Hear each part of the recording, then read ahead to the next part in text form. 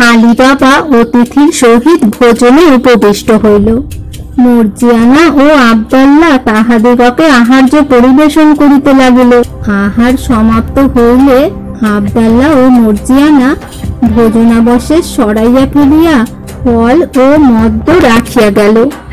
দস্যু সর্দার দেখিল বেশ সুযোগ হইয়াছে, সে এক আঘাতেই আলী বাবার প্রাণনাশ করিতে পারিবে, কিন্তু দাস দাসীরা নিবৃত না হইলে এ কার্য করা সঙ্গত নহে ভাবিয়া সে আলী বাবার সহিত নানা প্রকার গল্প করিতে লাগিল। মর্জিয়ানা নিশ্চিন্ত ছিল না। সে বণিকের হাবভাব দেখিয়া সতর্ক হইল। সে দস্যুর উদ্দেশ্য ব্যর্থ করিয়া তাহাকে শাস্তি দিবার সংকল্প করিল। তদনুসারে সে উৎকৃষ্ট বেশভূষায় সজ্জিত হইল। নৃত্য করিবার পরিচ্ছদে ভূষিতা হইয়া সে কটিবন্ধে একটি তীক্ষ্ণধার ছোরা রক্ষা করিল। তারপর আব্দাল্লার হস্তে বাদ্যযন্ত্র দিয়া সে আলী বাবার সম্মুখে উপস্থিত হইল। মর্জিয়ানা সুন্দরী তরুণী, তাহার দেহের সৌন্দর্যে ও নৃত্য ভঙ্গিতে সে আরো লোভনীয় হইয়া উঠিল। দস্যু সর্দার আনন্দ প্রকাশ করিয়া এই উৎসবের জন্য আলী বাবাকে ধন্যবাদ প্রদান করিল। আব্দাল্লাহ চর্ম নির্মিত বাদ্যযন্ত্র বাজাইতে লাগিল। মর্জিয়ানা তালে তালে নৃত্য করিতে আরম্ভ করিল। অবশেষে সে কটিদেশ হইতে শানিত ছোরা বাহির করিয়া তাহা লইয়া ললিত নৃত্যে সকলকে মুগ্ধ করিয়া নাচিতে নাচিতে মর্জিয়ানা আব্দাল্লার হস্ত হইতে বাদ্যযন্ত্রটি বাম হাতে লইয়া দক্ষিণ হস্তে ছোরা লইয়া আলী বাবার সম্মুখে নৃত্য করিতে লাগিল। খুশি হইয়া আলী বাবা তাহাকে একটি আশরাফি পুরস্কার প্রদান করিল। তাহার পুত্র একটি মোহর দান করিল। তদৃষ্টে খাজা হোসেন তাহার মুদ্রাধার হইতে অর্থ বাহির করিবার জন্য পকেটে হাত ঢুকাইল। মর্জিয়ানা এই সুযোগের প্রতীক্ষা করিতেছিল। সে তখন খাজা হোসেনের সন্নিকটে দাঁড়াইয়া নাচিতেছিল। জাল সদাগর যেমন অন্যমনস্ক হইয়াছে, অমনি সে সজোরে তীক্ষ্ণধার ছুরিকা তাহার বক্ষস্থলে আমূল বিদ্ধ করিল।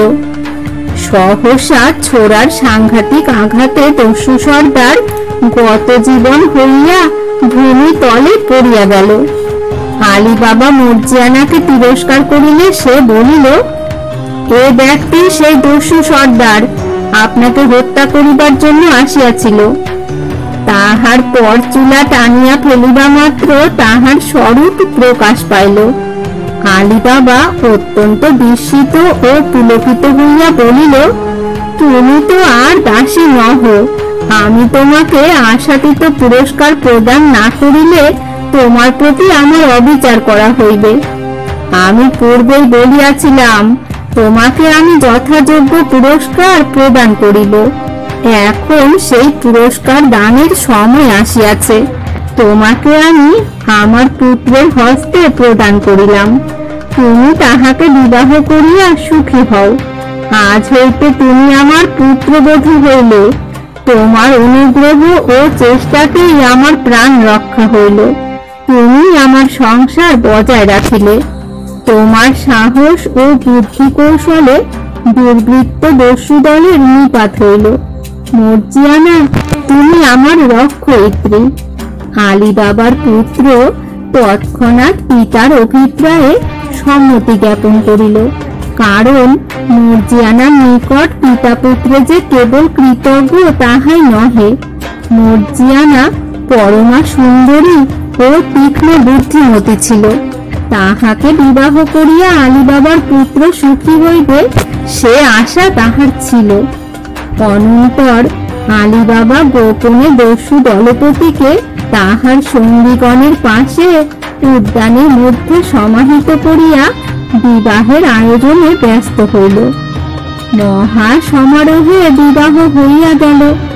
আলী বাবার তখন অর্থের অভাব ছিল না। প্রায় 1 মাস ধরিয়া আলী বাবার গৃহে অবিরাম উৎসব আনন্দ চলিতে লাগিল। দেশের যত দরিদ্র পরিতৃপ্ত ভাবে আহার করিল।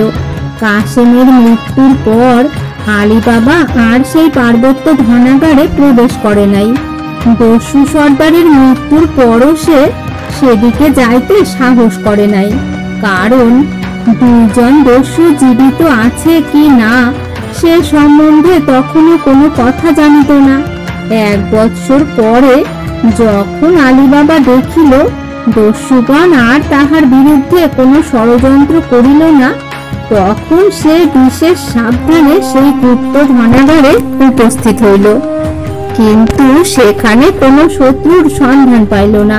আলী বাবা গুহার দ্বার খুলিয়া যাহা দেখিল তাহাতে বুঝিল বহুদিন আর কেহ সেই ধনাগারে প্রবেশ করে নাই। সে বুঝিল ধনাগারের কোনো মালিক আর জীবিত নাই, সুতরাং সমস্ত ধন তাহারই অধিকারে আসিয়াছে। সে ক্রমে ক্রমে ধনরত্ন রাশি গৃহে লইয়া আসিতে লাগিল। আলী বাবার জীবদ্দশায় সেই যুগ যুগান্তর সঞ্চিত ধনরাশি নিঃশেষে গৃহজাত করা সম্ভব হইল না। সে তাহার পুত্রকে ধন আনিবার পন্থা বলিয়া দিল। আলী বাবার পুত্র সেই ধন ও বুদ্ধিমতী সুন্দরী প্রেমময়ী স্ত্রী লইয়া মহা সম্ভ্রমে অতুল ঐশ্বর্যে পরম সুখে কাল যাপন করিতে লাগিল।